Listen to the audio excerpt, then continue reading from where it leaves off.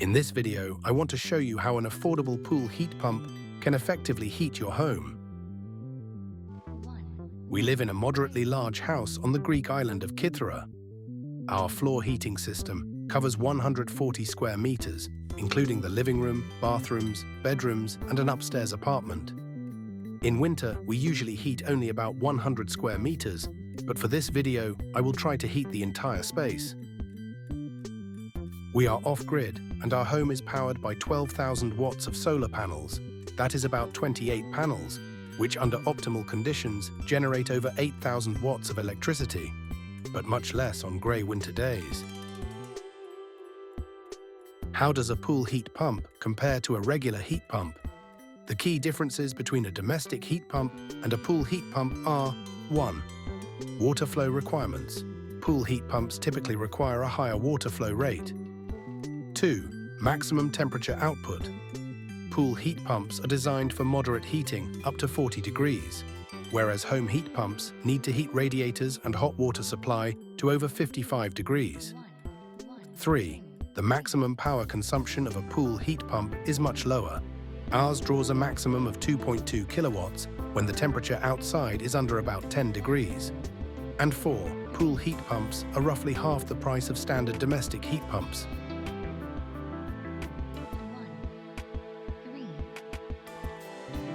In addition to the pool heat pump, we have 3 supplementary heat sources. 1. Solar thermal unit. That turns the sun's heat directly into hot water. We have 2, one for the hot water needs of the house, and the second exclusively for the floor heating. That second one starts circulating the hot water to the floor heating buffer tank when the outside tank reaches 50 degrees Celsius. 2. 3,500 watt heating element. It can be turned on automatically or manually when excess solar power is available. 3. 1,400 watt heating element. Also switched on when the batteries are full or manually.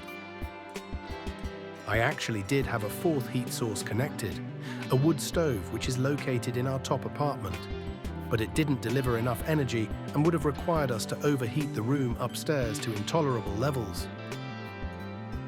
When we built the house, we had floor heating pipes laid before we put down the terrazzo, which is a cement slush poured over suitable rocks and then polished down. It makes a great heatsink. As you can see from this diagram, the heat pump exit pipe more or less goes straight on through to the floor heating pipes. But there is a T connected which diverts some of it, how much I don't know, into our buffer tank. And the buffer tank receives the inputs when they are switched on from the solar thermal and the electric heating elements. Why a buffer tank? Couldn't I simply have connected the heat pump to the floor heating pipes? Maybe, but then I wouldn't have been able to take advantage of the other heat imports mentioned earlier. Here's how I record the heating progress of the system. On the top left is the date, and below that the extras which I can switch on and off. Early in the day, I don't have enough electricity to switch on the HW elements, the hot water elements. Later I do. You can see that at 10:30 the solar thermal kicks in. When I switch on the heating elements in the buffer tank, the water in the buffer tank not only heats up, but the temperature of the water going into the floor heating pipes increases faster. To achieve the necessary water flow, we use 2 circulation pumps, the Meyer GPA 32-8 and the Meyer GPA 25-6. Each of them has multiple speed settings, and through trial and error, I have found one possible combination which fulfills 2 important criteria. 1. Enough flow that the E3 low flow error doesn't appear on the heat pump display and shut down the pump.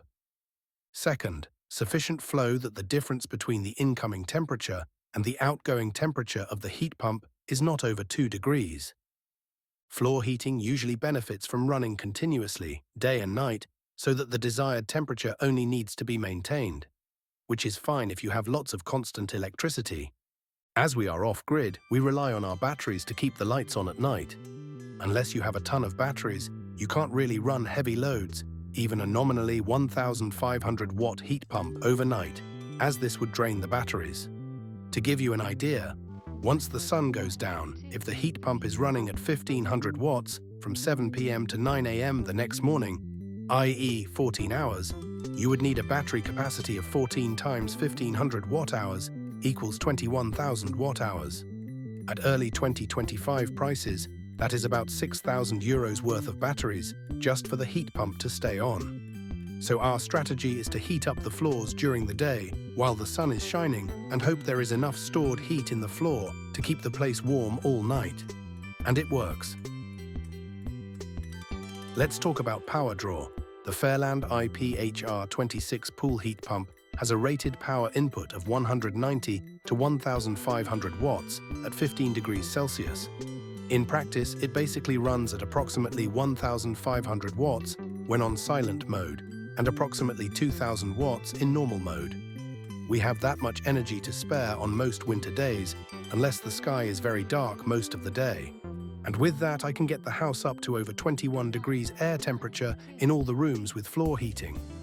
If I tried to do that with reverse air conditioning in 4 rooms, it would require at least 5,000 watts, and as soon as I turned off the AC, the rooms would cool very quickly.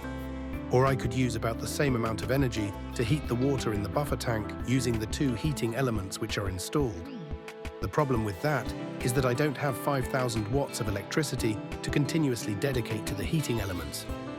As already mentioned, the floor heating, because the heat is being stored in the thermal mass of our terrazzo floors, can keep radiating all night after the heat pump is turned off. In practice, there are lots of winter days in Greece which are very sunny, and even the rainy ones often have at least a couple of hours of sunshine. On the sunny days, I can use the heat pump and 1 or more of the heating elements in the buffer tank to put a lot of heat into the floors. If the next day is cold and dark, the floors won't be ice cold, even if I don't have enough electricity to run the heat pump all day.